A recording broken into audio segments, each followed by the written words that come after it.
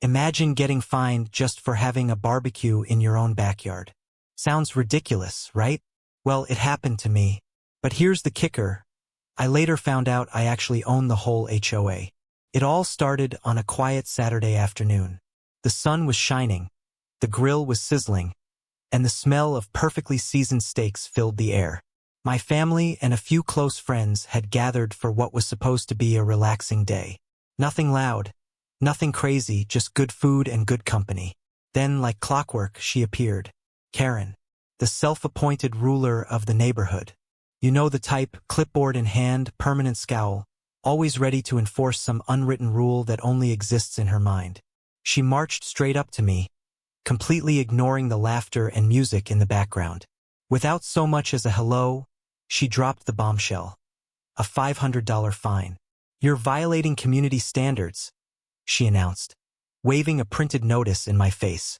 Excessive smoke, disruptive activity, and potential fire hazards. All strictly against HOA policy. I blinked at her, trying to process what I just heard. Wait, you're fining me for grilling? In my own backyard. Karen crossed her arms, looking smug.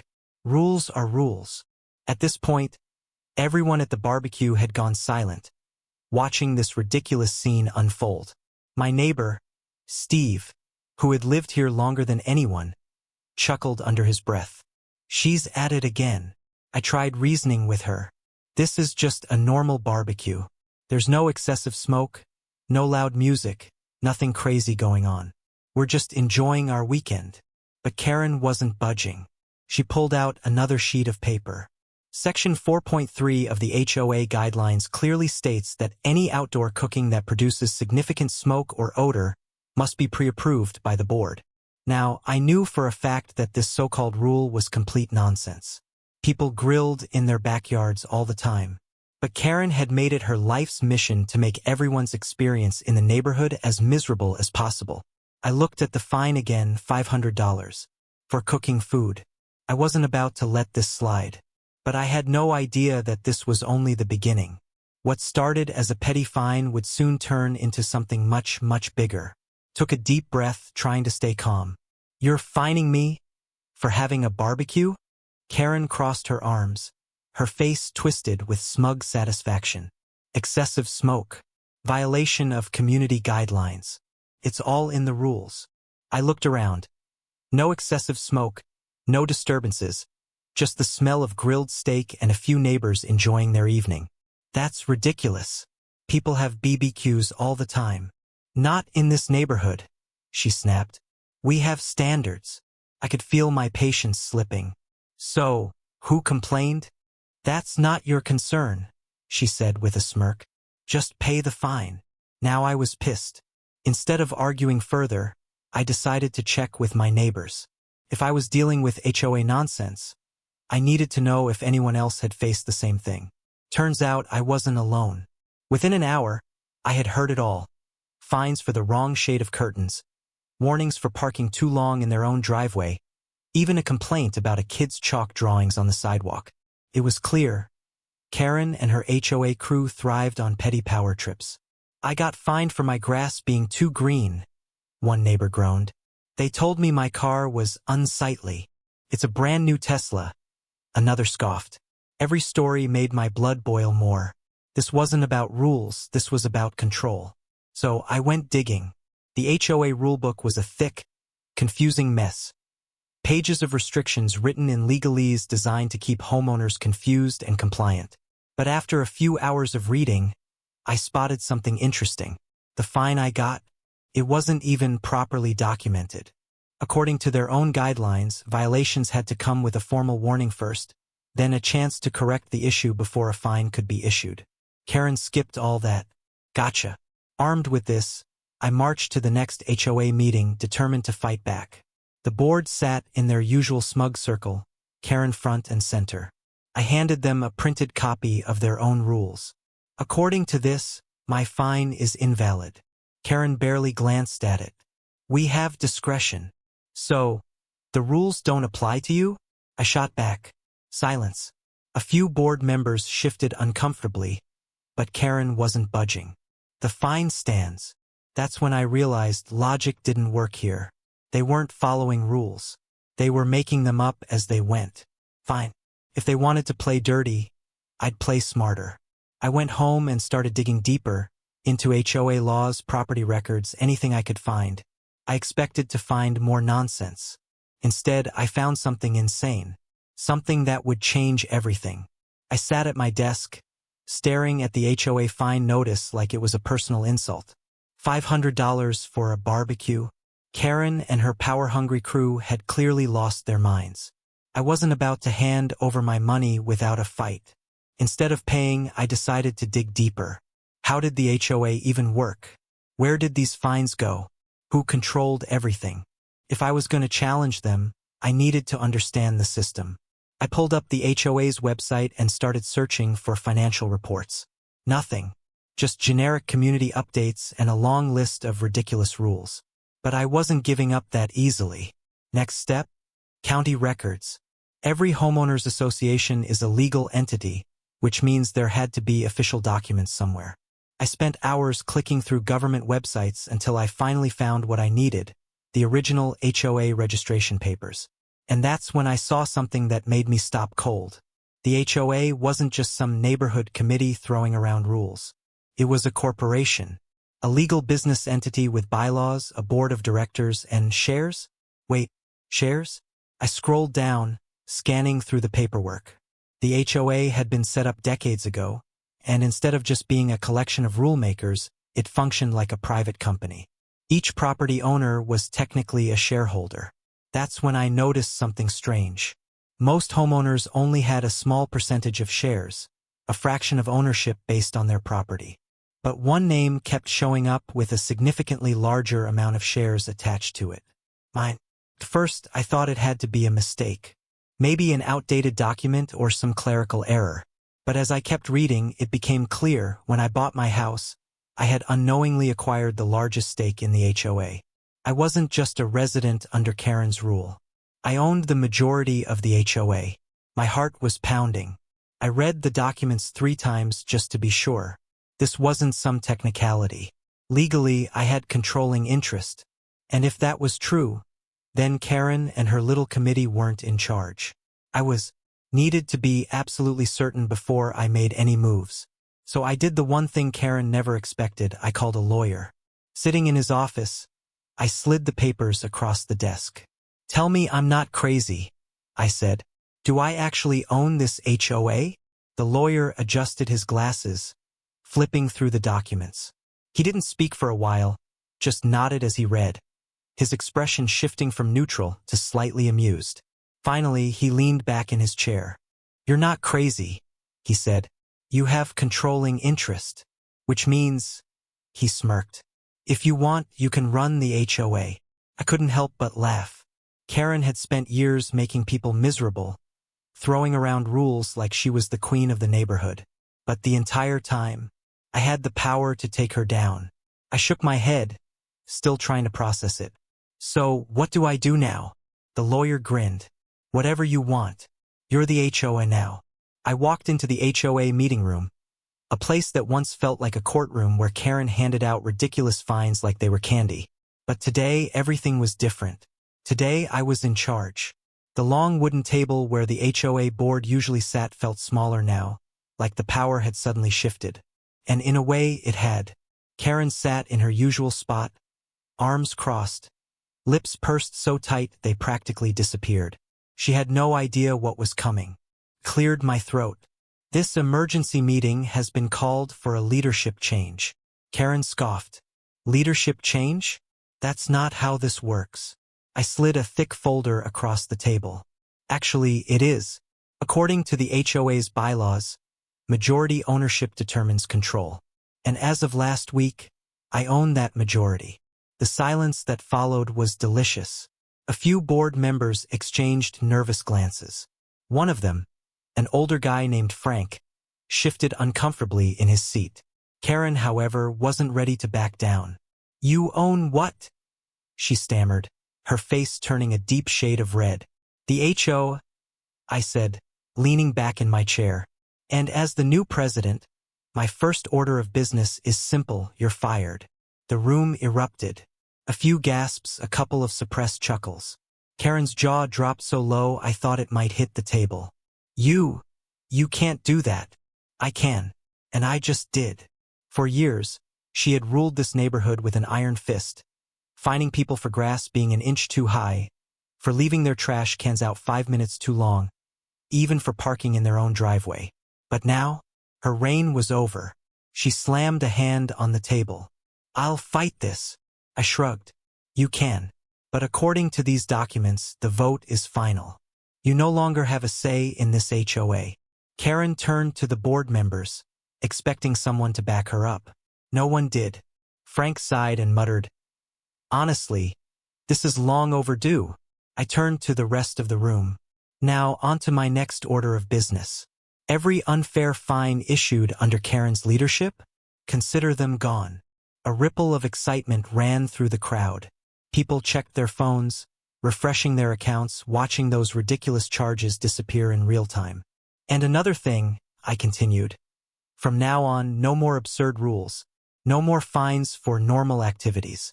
This is our neighborhood, not some personal playground for a power-hungry board.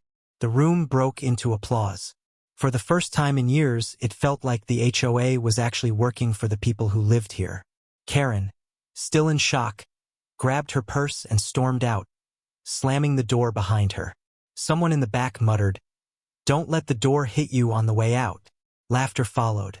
With Karen gone, there was only one thing left to do: celebrate. That weekend, the neighborhood came alive in a way it hadn't in years. Barbecue grills fired up, kids played in yards without fear of getting written up for excessive noise, and neighbors who barely spoke before finally felt comfortable in their own homes. I stood by the grill, flipping burgers, watching as the community came together. People who once felt trapped by endless rules were laughing, eating, and enjoying their homes the way they were meant to. Karen? Nowhere in sight. For the first time in a long time, the HOA wasn't a nightmare. It was exactly what it was supposed to be, a group of homeowners working together, not against each other. And all it took was flipping the script. The neighborhood felt different now. Lighter, freer. It was like a weight had been lifted off everyone's shoulders. People I had barely spoken to before were suddenly stopping me to say thanks. Some shook my hand. Others just nodded with a relieved smile. Turns out, I wasn't the only one sick of the nonsense. Karen had been making life miserable for years. One guy, Mr. Thompson from 2 houses down, actually laughed and said, "Never thought I'd see the day someone put her in her place." His wife, standing beside him, added, "She fined us for having garden gnomes." Gnomes! Can you believe that? Another neighbor, Mrs. Patel, who had always been quiet, walked up to me and handed over a homemade pie. "I was going to sell my house just to get away from her," she admitted. "But now, I think I'll stay." I didn't do it for the recognition, but damn, it felt good knowing people were happy. Of course, Karen wasn't the type to go down without a fight. A few days after the takeover, she sent one last desperate email to the new HOA board, demanding a reinstatement hearing. She claimed the vote to remove her was illegal and that I had tricked everyone. Nobody even bothered to respond.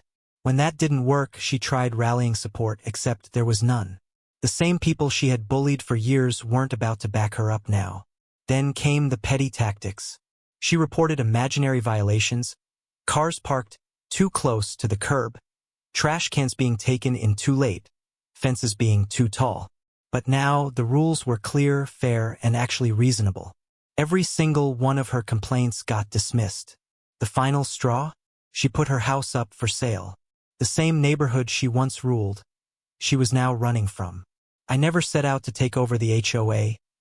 I just wanted to have a simple barbecue without some overbearing rule enforcer ruining it. But this whole mess taught me something important. Power in the wrong hands can turn the smallest authority into a nightmare. Karen never actually cared about the rules. She cared about control. She loved telling people what they could and couldn't do, just because she had the ability to. But in the end, that same obsession is what took everything from her. The air felt different in the neighborhood now. A strange mix of relief, victory, and disbelief. I had gone from being just another frustrated homeowner to the person who changed everything. At first, it didn't feel real. I kept expecting another passive-aggressive email, another stupid fine, another ridiculous rule thrown in my face. But there was nothing. No warnings taped to my door, no snide remarks, no HOA reminders about grass height or garbage bin placement. Then, one by one, the neighbors started coming out of the woodwork. Mr. Thompson from 2 houses down was the first to stop me. A retired veteran, he always kept his lawn perfectly trimmed. But that didn't stop Karen from slapping him with a $100 fine for excessive yard decorations, because he had placed a small American flag in his flower bed. He shook my hand firmly. "Never thought I'd see the day someone put her in her place," he said, a rare grin spreading across his face. His wife, standing beside him, added, "She fined us for having garden gnomes." "Gnomes? Can you believe that?" I laughed, shaking my head. "Not anymore," I assured them. Word must have spread quickly, because by the end of the week, it felt like half the neighborhood had come by to thank me. Mrs. Patel, an elderly woman who had always kept to herself, walked up to me one afternoon and handed over a freshly baked apple pie. "I was going to sell my house just to get away from her," she admitted. "But now, I think I'll stay." Then there was Jake, the single dad who lived 3 doors down. He had a beat-up old truck that he parked in his driveway, a truck Karen hated. She had fined him 4 times for vehicle aesthetics not matching community standards. He had fought it every time, but she always found a way to double down. He gave me a knowing nod. "Man, you have no idea how much this means to us." Oh, I had an idea. That weekend, we decided to celebrate properly, with a massive neighborhood barbecue, right in my backyard. Everyone showed up, even people I had never spoken to before. Laughter, music, the smell of grilled steaks in the air. It was exactly what this place had been missing for so long. And Karen? She was nowhere to be seen. Now, I would have loved to say that Karen just accepted defeat gracefully, but that would be giving her way too much credit. The silence didn't last long. A few days after the takeover, she sent one last desperate email to the new HOA board, demanding a reinstatement hearing. She claimed the vote to remove her was illegal and that I had manipulated everyone into turning against her. Nobody even bothered to respond. When that didn't work, she tried rallying support, except there was none. The same people she had bullied for years weren't about to back her up now. She went door to door, knocking and trying to get signatures for a petition to restore order. No one signed. Then came the petty tactics. She started reporting anything and everything as violations. Cars parked too close to the curb. Trash cans being taken in too late. Kids playing in front yards. Dogs barking too loudly. She even called the city on me, claiming I was running an illegal business out of my home. I wasn't.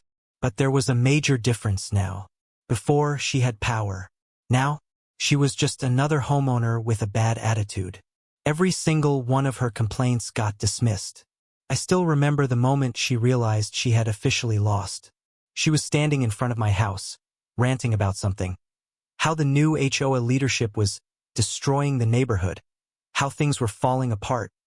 How she was taking legal action.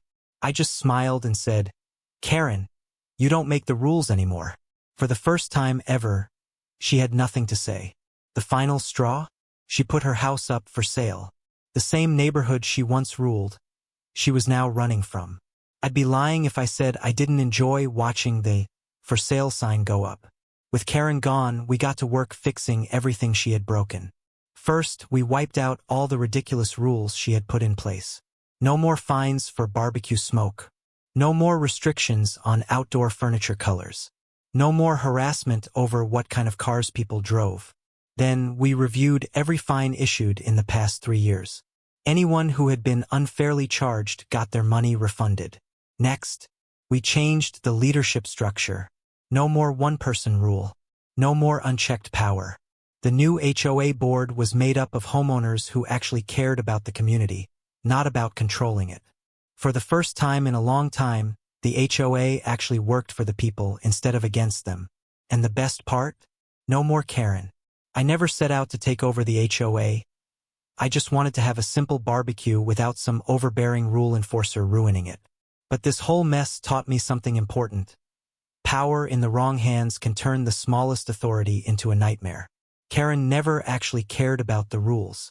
She cared about control. She loved telling people what they could and couldn't do, just because she had the ability to. But in the end, that same obsession is what took everything from her. HOAs aren't inherently bad. At their best, they keep neighborhoods clean, safe, and organized. But when you give one person too much power, it can spiral into pure chaos. That's why people have to pay attention. You can't just ignore these organizations and hope they stay reasonable. Because if you do, you might wake up one day and realize someone like Karen is running the show. And trust me, you don't want that. So if you ever get fined for something ridiculous, check the paperwork. Look at the HOA structure, the bylaws, the voting system. You might be surprised. And who knows? You might just end up running the whole thing.